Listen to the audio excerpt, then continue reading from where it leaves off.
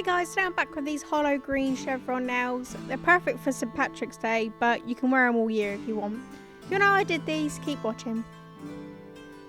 So I started off painting all of my nails with this green polish from Cirque Colours. It's called Peridot, and it's a green flaky polish. And then I applied some foil glue to give my nails a tacky base.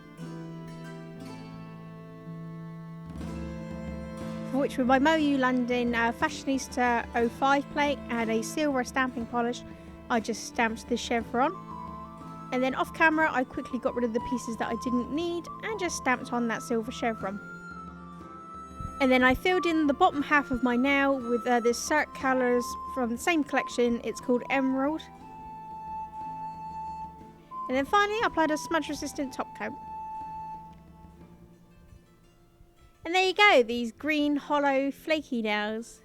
If you like these, give this video a thumbs up, leave a comment below, and subscribe. Subscribe would be good. Thanks so much for watching. Bye!